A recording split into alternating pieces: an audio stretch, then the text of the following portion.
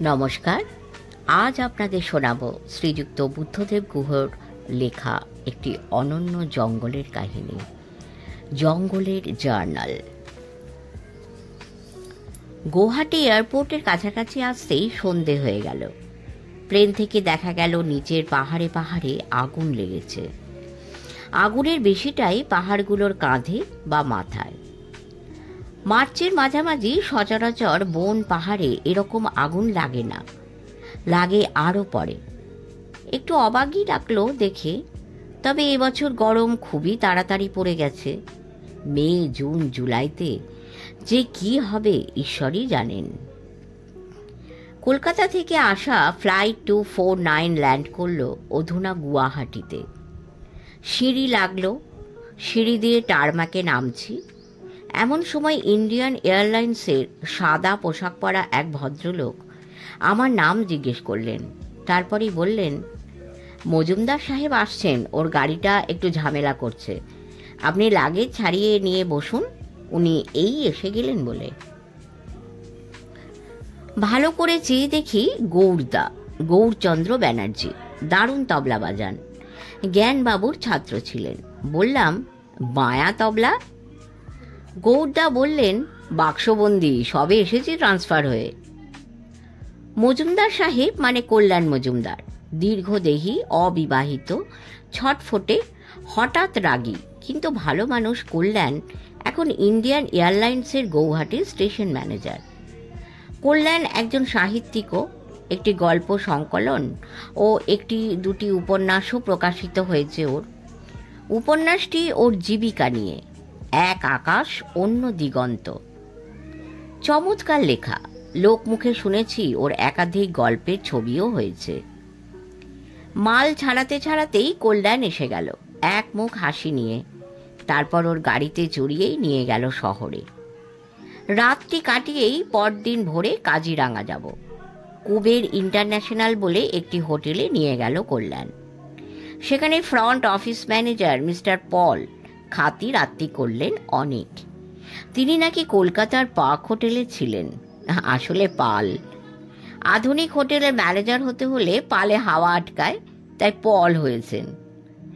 কাল ভোরে বেরোবার জন্য হোটেল থেকেই গাড়ির বন্দোবস্ত করে দিলেন ওরা। কল্যাণের কারণে বিশেষ দেখভালও হলো। প্রথমবার কাজিরাঙাতে এসেছিলাম 1952-তে বাবার সঙ্গে। সেবারই স্কুল ফাইনাল পরীক্ষা পাশ করে সেন্ট জেভিয়ার্স কলেজে ভর্তি হয়েছি। আমরা অবশ্য এসেছিলাম শিলং থেকেই। মুখার্জি জেঠু অর্থাৎ প্রিয়নাথ মুখার্জি আর গুরুদাস কাকুর সঙ্গে, গুরুদাস ঘোষ। তখন উনি শিলংয়ে inspecting assistant commissioner of income tax ছিলেন, আর মুখার্জি জেঠু ছিলেন আসাম, মেঘালয়, মণিপুর, নাগাল্যান্ড এবং ত্রিপুরার ইনকাম ট্যাক্সের কমিশনার। এখন দুজনের কেউই নেই। গুয়াহাটি আসার সময় প্লেনে আসামের তৎকালীন বনমন্ত্রী CRN দাস এবং তৎকালীন chief conservator of forest mister Stracey আমাদের সহযাত্রী ছিলেন।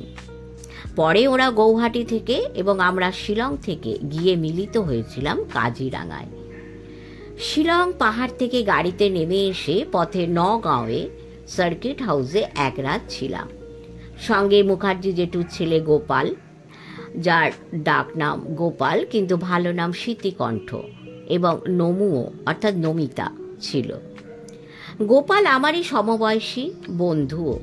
আজকাল দেখাশোনাও নেই, যে যার জীবনের কাদাতে মরা পানকৌড়ির মতো গেঁথে গেছি। সেই সব দিনের কথা মনে করলে মন বিধুর হয়ে ওঠে।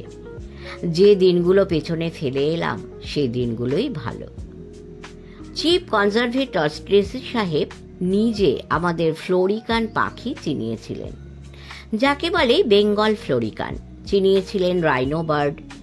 এক খড়গ গন্ডারের পিঠে বসে সেই ছোট্ট পাখিরা গন্ডারের গায়ের পোকা খায়। বনমন্ত্রী দাস সাহেবও সঙ্গে ছিলেন। মনে আছে, তখনকার কাজিরাঙ্গার রেঞ্জ অফিস বলতে ছিল শুধুমাত্র একটি খড়ের বাংলো, তার কাঠের গেটের দুপাশে দুটি কাঠের গন্ডার। অনেকই গন্ডার, বুনো মোষ, হক ডিয়ার ইত্যাদি দেখেছিলাম সেবারে। একটি ব্যাঙ ডাকা স্কুল বাড়িতে রাত কাটিয়েছিলাম কাজিরাঙা গ্রামে। তখন থাকার আর কোনো জায়গাই ছিল না সেখানে। নগাঁও থেকে গাড়িতে এসে পরদিন কাক ভোরে উঠেই কাজিরাঙা দেখতে বেরিয়ে পড়েছিলাম। দ্বিতীয়বার কাজিরাঙাতে যাই খুব সম্ভব 1970 বা 71-এ। সঙ্গে আমার স্ত্রী কন্যাও ছিলেন। প্রথমে গেছিলাম ইম্ফলে, মণিপুর রাজ্যের রাজধানী। সেখানে কয়েকদিন থেকে মোড়ের সীমান্ত পেরিয়ে বার্মাতেও গেছিলাম পাসপোর্ট ছাড়াই। তামু নামের একটি সীমান্তবর্তী জায়গাতে তখন প্যাগোডাতে উপাসনা হচ্ছিল। সুন্দরী মেয়েরা লুঙ্গি আর সিল্কের জামা পরে ঘুরে বেড়াচ্ছিল। তারপরে গেছিলাম লেক লকটাক, যে হ্রদের কাছেই নেতাজির INA বাহিনীর সঙ্গে ভারতীয় শাসক বাহিনীর যুদ্ধ হয়েছিল।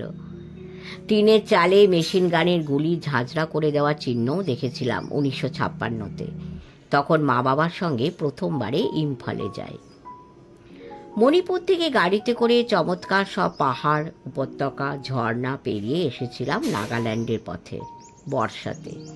নাগাল্যান্ডের নানা জায়গা এবং মাও পেরিয়ে। মনে আছে পথের পাশে পাশে অনেক জায়গাতেই হরিণের মাংস বিক্রি হচ্ছিল। কোহিমাতে পৌঁছেছিলাম সন্ধেবেলা। কোহিমাতে ছিলাম MLH হোস্টেলে। কোহিমার নাগা রেস্তোরাঁতে আমার স্ত্রীর প্রবল আপত্তি সত্ত্বেও সাপের মাংস খেয়েছিলাম। বেকার, আমাদের শিকারী দোস্ত পাঁচু ওর চেয়ে অনেক ভালো সাপ রাঁধে। পরদিন নাগাল্যান্ডের তৎকালীন মুখ্যমন্ত্রী মিস্টার হোক্কে কেসিমা সবাইকে চা পানের জন্য নেমন্তন্ন করেছিলেন। উনি ডিমাপুরের ফরেস্ট বাংলোও ঠিক করে দেন আমাদের থাকার জন্য। কোহিমা থেকে বাঁশ আর বেদবন আর নিশ্ছিদ্র হরজাই জঙ্গলের মধ্যে দিয়ে বয়ে যাওয়া ডিফু নদীর পাশে পাশে চলা খাড়া পথ বেয়ে নেমে এসেছিলাম ডিমাপুরে। ডিমাপুরের ফরেস্ট বাংলোতে দুদিন থেকে চা বাগানের পর চা বাগান পেরিয়ে এসে পৌঁছেছিলাম কাজিরাঙায়। সেবারেই দেখেছিলাম যে আসাম গভর্নমেন্টের সুন্দর দোতলা একটি ট্যুরিস্ট লজ হয়েছে। তার ডান পাশে কয়েকটা পরপর কটেজও ছিল। ITDCর না আসাম সরকারের ঠিক মনে পড়ছে না। মাথায় খড়ের ছাউনি, কিন্তু ভেতরে এয়ার কন্ডিশন। সেই বাংলোতেই থাকা হয়েছিল। 1952-র ব্যাঙ ডাকা স্কুল বাড়িতে রাত কাটানোর পর কোয়াইট আ চেঞ্জ, তাই না? সময়ের সঙ্গে সঙ্গে সব কিছুই বদলে যায় খুব দ্রুত। সবচেয়ে বেশি বদলে যায় বোধহয় মানুষ নিজেই। রোজ সকালে উঠে আয়নায় যে মুখে আমরা দেখি তার আদলের কোনো বদল আদৌ হয়েছে বলে নিজের চোখে ধরা পড়ে না। কিন্তু কখনো ছেলেবেলার কোনো বন্ধুর সঙ্গে হঠাৎ দেখা হয়ে গেলে আতঙ্কিত হয়ে উঠে নিজেকেই বলতে হয়, আরে এই বিচ্ছিরি লোকটা আবার কে? পর মুহূর্তেই দুঃখের সঙ্গেই বুঝতে হয়, মানতে হয় যে আমার মুখটিও নিশ্চয়ই আমার বন্ধুর মুখের মতোই বিচ্ছিরি হয়ে গেছে। বদল অবশ্য শুধু মুখেই হয় না, সময় মনকেও বদলে দেয়। ছেলেবেলার যে আমি রেলগাড়ি জানালার পাশে বসে টেলিগ্রাফের তারের লেজ ঝোলা ফিঙের চকিত চিকন আওয়াজ, অথবা রেলগাড়ির অসংখ্য গড়িয়ে চলা চাকার বিভিন্ন বোল এবং তালের বাজনায় কতখানি না খুশি হতে পারতাম, সেই আমিই তো খুশি যে কি করে হতে হয় তা আজ ভুলেই গেছি। কাজিরাঙার কথা এসে পড়াতে অনেক অনেক অপ্রাসঙ্গিক পুরনো কথা এবং হয়তো অপ্রাসঙ্গিক ঘটনাও মনে এসে গেল। 1952-তেই বাবা আর মুখার্জি জেঠুর সঙ্গে আমরা ওই দলেই গেছিলাম গাঢ় পাহাড়ের রাজধানী তুরাতে। সবে পথের দুপাশের পাহাড়ে পাহাড়ে জুম চাষ করার জন্য আগুন দিয়ে পোড়ানো হয়েছে জঙ্গল। তাতে আবার বৃষ্টি হওয়ায় পোকা মাকড়ে ভর্তি। ঝাঁকে ঝাঁকে রং বেরঙা বুনো মুরগি চড়ে বেড়াচ্ছিল শেষ বিকেলে। নলবাড়ি থেকে তুরা পৌঁছতে পৌঁছতেই জিপে বসে পথ পাশের আগুনের সাপ কালো বনে 8টি বনমোরক মেরেছিলাম শটগান দিয়ে। রাতে ওই দিয়েই হয়েছিল আমাদের ডিনার। রাতটা সার্কিট হাউসেই ছিলাম তুরাতে পৌঁছে। সকালবেলা রওনা হওয়া গেল গৌহাটি থেকে কাজিরাঙ্গার দিকে। অ্যাম্বাসেডার গাড়ি চালকের নাম শ্রীকান্ত, আগরতলার লোক। গাড়ির যিনি মালিক তিনি রওনা হবার আগে তাকে ডেকেছিলেন শ্রীকান্ত বলে। ক্রিকেটারের নামে বোধহয় স্মার্ট মনে হয় বেশি। কিছুক্ষণের মধ্যেই মেঘালয়ে এসে পড়লাম। জোরবাট। ডান দিকে শিলংয়ের পথ চলে গেছে, কিছুটা গিয়েই আবার আসাম। নওগাঁ এখন মস্ত জায়গা। আজ থেকে প্রায় ৩৫ বছর আগে একটা শান্ত ঘুমন্ত শহর বলেই মনে হতো তাকে। ঘুম এখন বোধহয় সব শহরের চোখ থেকেই বিদায় নিয়েছে চিরতরে। নওগাঁতে পৌঁছাবার আগে জাগ্গি রোডে, যেটা নাথুলা, হিন্দুস্তান পেপার কর্পোরেশনের মস্ত কারখানা। কাগজের মিলে দুদিক থেকে ৬০ ট্রাক বাঁশ আসছে বিভিন্ন জায়গা থেকে। বিস্তীর্ণ এলাকা জুড়ে কোয়ার্টার্স। বিরাট শহর গড়ে উঠেছে এই কারখানাকে কেন্দ্র করে। ইউনিট 2-র ছোট ছোট বাড়ি এবং ইউনিট 4-এর ফ্ল্যাট বাড়ি সব পথের পাশে। নওগাঁর আগে ও পরে চওড়া রাস্তার দুপাশে বাঁশের চ্যাগার দেওয়া সব বাড়ি। কলা গাছ, পেঁপে গাছ, সুপুরি গাছ, যাকে বলে গুয়া। গেটের উপর বোগেনভেলিয়া। উত্তরবঙ্গের চেয়ে আসামে জনসংখ্যা কম, অনেক বেশি ছিমছাম পরিষ্কার পরিচ্ছন্ন পশ্চিমবঙ্গের তুলনায়। আসামের গান, নাচ, সাহিত্য, ইতিহাস এসবও বহু পুরনো। বাঙালিদের মস্ত দোষ এই যে আমরা সবসময় নিজেদের নিয়েই ব্যস্ত থেকেছি, প্রতিবেশীদের খোঁজ পর্যন্ত রাখিনি বিশেষ। কূপমণ্ডুকতা সত্যি মস্ত দোষ আমাদের। আসামের একটি নিজস্ব সংস্কৃতিও আছে। বিনয়, নম্রতা, ভব্যতা এসবও শেখার আছে, যদি শেখার আগ্রহ কারো থাকে। এই পথেই পড়ে আইতবি গ্রাম, বিখ্যাত অসমীয়া লেখক লক্ষ্মীনারায়ণ বেজবরুয়ার জন্মস্থান। মূল পথ থেকে চলে যেতে হয় কিছুটা ভেতরে। পথের উপরে নিশানাও দেওয়া আছে। দেখতে দেখতে পথের বাঁ পাশে ব্রহ্মপুত্র দেখা গেল। মার্চের মাঝামাঝিও তার বিস্তৃতি দিগন্তে নীল। তীর দেখা যায় না খালি চোখে এখনই, বর্ষায় তো কথাই নেই। এই ব্রহ্মপুত্র মধ্যপ্রদেশের নর্মদা, উত্তরবঙ্গের তিস্তা বা ওড়িশার মহানদীরই মতো অত্যন্ত প্রিয় আমার। এই নদের একরকম রূপ আসামের গোয়ালপাড়া জেলার ধুবড়ি শহরের কাছে। এই বুড়া পাহাড় আর কাজিরাঙ্গার সামনে আবার অন্য রূপ। এরই অন্যতর রূপ চোখে পড়ে ডিব্রুগড়ে। যে কোনো নদ বা নদী প্রথম দর্শনে আমাকে পিছনে লালবাতি জ্বালানো আউটার সিগন্যাল পেরিয়ে যাওয়া দ্রুতগামী ট্রেনের মতো হঠাৎই বিষণ্ণ করে দেয়। নদীর দৌড়ে যাওয়া উধাও জলরাশির দিকে চেয়ে মনে হয় আমারও যেন কোথাও যাবার ছিল, অথচ যাওয়া হলো না। বুড়হা পাহাড়ের মধ্যে দিয়েই চওড়া পথ। ন্যাশনাল হাইওয়েটি চলেছে। সে আসছে গৌহাটি থেকেই। পাশে প্রায় হাতে হাত রেখেই সে যেত। আগে পথটি ছিল খুবই সরু। নদীর পাশেই প্রত্যেক বছরই বন্যায় গন্ডার আর হগ ডিয়ার, বাইসন আর বুনো মোষ সাঁতরে এসে উঠত এই পথে প্রাণ বাঁচানোর জন্য। বিস্তীর্ণ মাইলের পর মাইল নদীর চরে বাসা বাঁধা চড়ুয়ারা, যারা গরু মেষ পালে, তরমুজ আর ফুটি ফলায় বালিতে, তারাও সব উদ্বাস্তু হয়ে যেত। ঘরের প্রতি মায়া যাদের নেই তাদের মতো সুখী মানুষ বুঝি আর হয় না। চড়ুয়ারা ঘর ভাসাবে বলেই ঘর বানায় প্রতি বছর। তাদের খুবই ঈর্ষা হয় আমার। কুয়ারিটোলে এসে পৌঁছলাম। এখান থেকেই বাঁদিকে সিলঘাটে চলে গেছে পথ 9 কিলোমিটার মতো। ব্রহ্মপুত্রের ওপারে যারা যেতে চায় তাদের এখান থেকেই নদী পেরোতে হয় ফেরিতে। গাড়ি ট্রাক সবই ফেরিতে পেরোনো যায়। ওপারে ভোমরা ঘাটে গিয়ে ওঠে তারা। ভোমরা ঘাটে একবার গিয়ে উঠতে পারলে সেখান থেকে তেজপুর অল্পই পথ।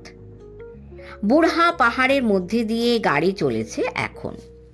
শ্রীকান্ত বা শ্রীকান্ত 10টি প্রশ্নের একটি উত্তর দেয়, তাও আবার ত্রিপুরী ভাষায়।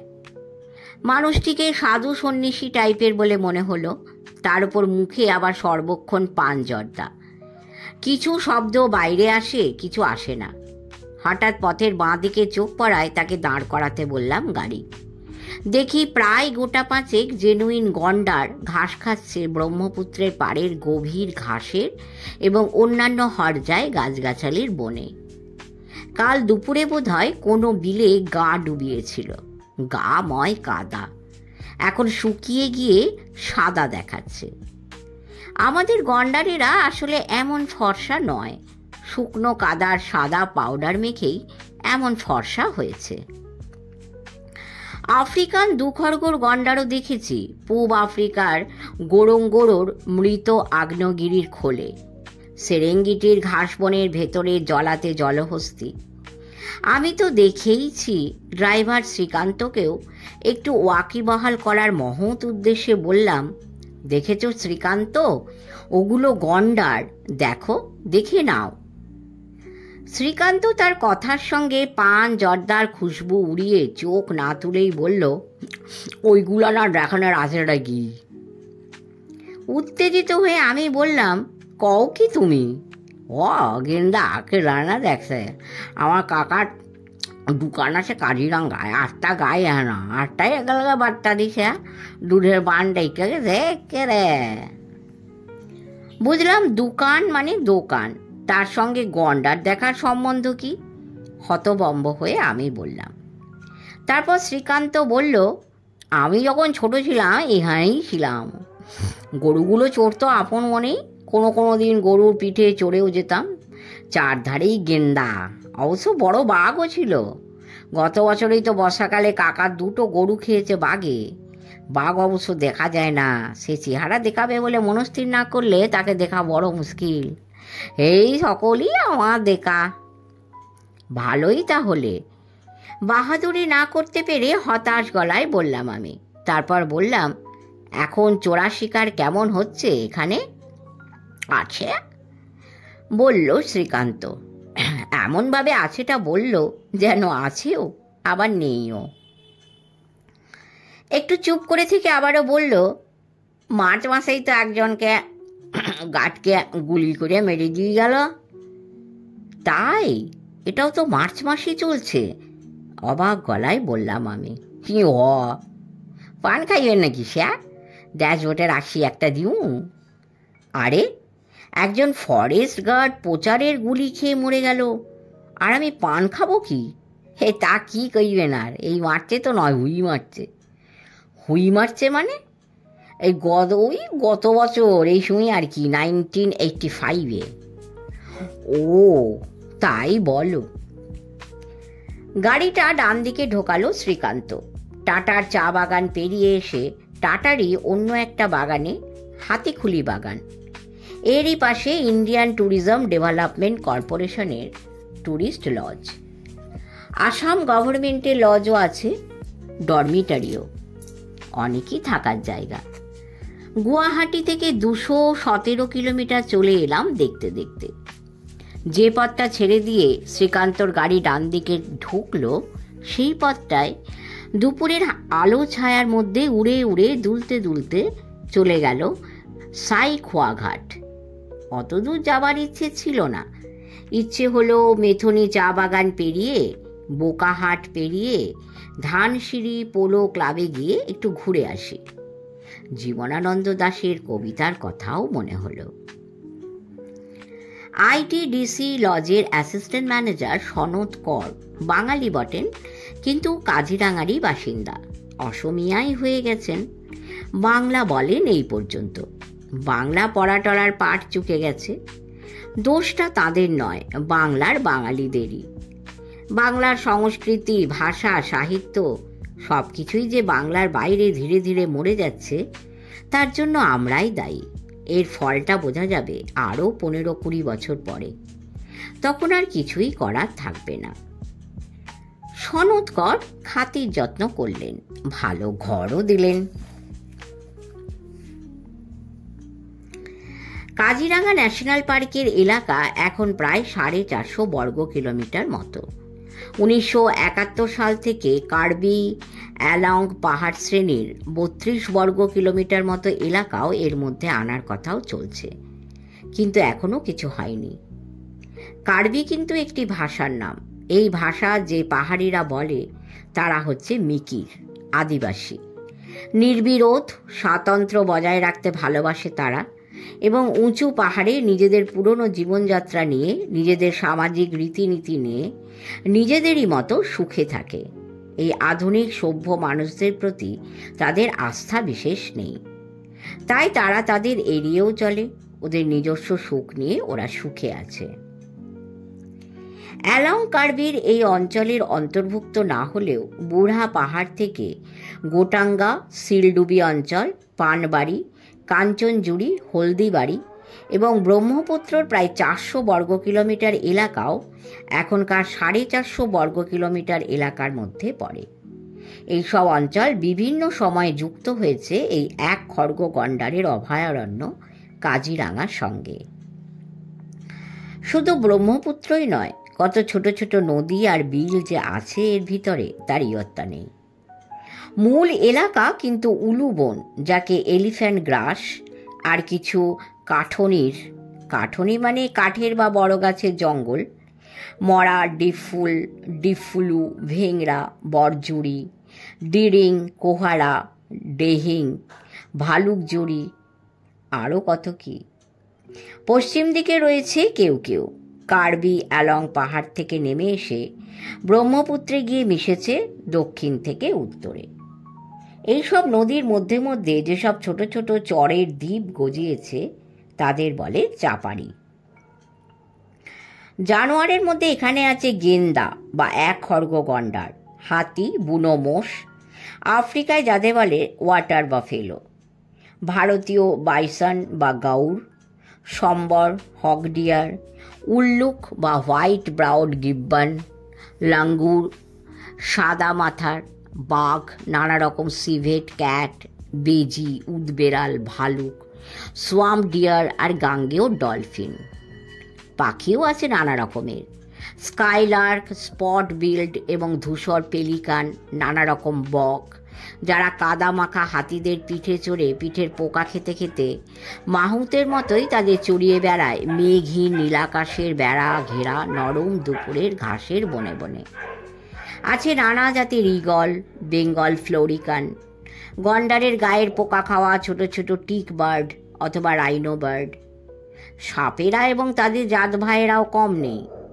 Common monitor Lizaad, common cobra, king cobra, আরও নানা জাতের বিষধর ও নির্বিষ সাপ, কচ্ছপ, মাছও আছে ইয়া বড় বড় বড় বড় চকচকে রূপলি চিতল ঘাই মারে হুলাল পথ নদীতে, যে নদী ব্রহ্মপুত্রে গিয়ে পড়েছে। ওই মোহনার নাম ডিপ অফ ফ্লুমুখ। কি চমৎকার যে তেল এইসব চিতল মাছে! ধনে পাতা, কাঁচা লঙ্কা দিয়ে পেটি রাঁধলে যা খেতে হবে, তা ভাবলে জিভে জল এসে যায়। বড় বিলের মধ্যে ঘাসিয়ামারি, ছোট ভাইসামারি। বিকেলেই বেরোলাম গাড়ি নিয়ে। হাতিতে চললে রাজা মহারাজা মনে হয় বটে, নিজেদের কিন্তু সে অল্প বয়সেই।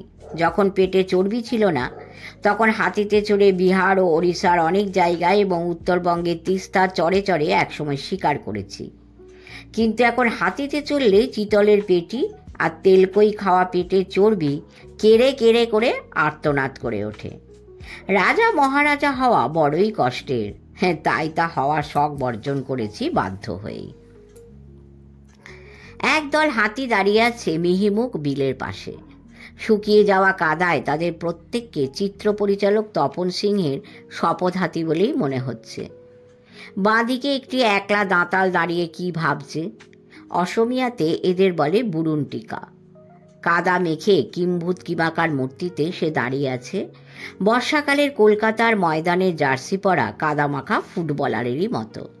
মেজাজও বেশ খারাপ, মনে হচ্ছে কয়েক গোলে হেরেছে ম্যাচ। অনেকেই দেখলাম যাদের বন জঙ্গল এবং জঙ্গলি জানোয়ার সম্বন্ধে অহেতুক ভীতি আছে, সঙ্গে রাইফেলধারী গার্ড নিয়ে এসেছেন। কিন্তু রাইফেল নামেই রাইফেল, 315 ইন্ডিয়ান অর্ডিন্যান্সের রাইফেল। কারো হাতে 1 নলা বা 2 নলা বন্দুক। ওইসব রাইফেল বন্দুক নিয়ে হাতিগন্ডারকে আওয়াজ করে ভয় দেখানো ছাড়া আর কিছুই হয় না। তার চেয়ে বেসুরে গান গাইলে এফেক্ট আরও ভালো হতে পারে। তেমন গায়ক সাপ্লাই করতে অসুবিধে নেই, বিস্তর আছে।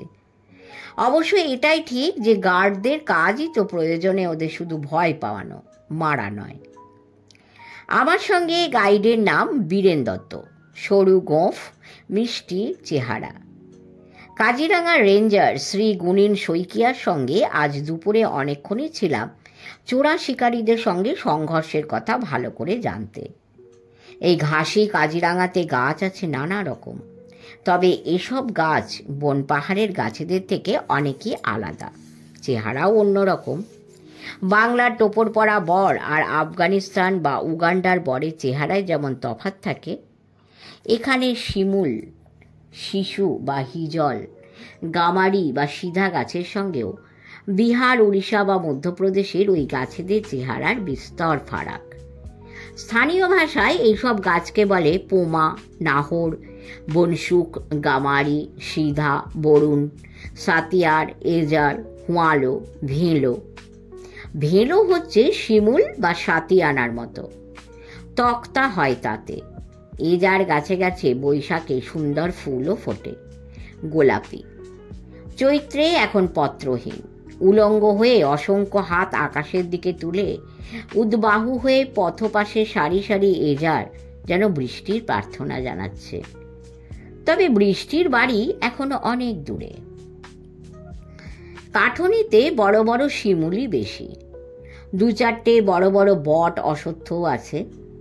ব্রহ্মপুত্রের বানের মধ্যেই তাদের বেঁচে থাকতে হয়, তাই চেহারাও কেমন ডাঙায় রোদ পোয়ানো কুমির কুমির হয়ে যায় তাদের, রুখু রুখু। ঘণ্টাখানে ঘুরে টুরে বীরেন দত্ত বললেন, এবার আমার ডিউটি অফ, ফিরে চলুন। গভীর জঙ্গলের দিকে বাঁ দিকে যে পথটা চলে গেছে সেটাই গিয়ে উঠেছে বুড়া পাহাড়ে যে কাঞ্চনজুড়ি গেট আছে সেইখানে।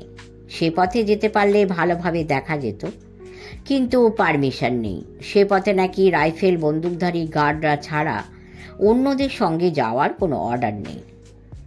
আমার অভিজ্ঞতা বলে যে সব অভয়ারণ্য অথবা গেম পার্কের বন বিভাগের কর্মীরাই কড়াকড়ির ব্যাপারে একটু বাড়াবাড়ি করে থাকেন।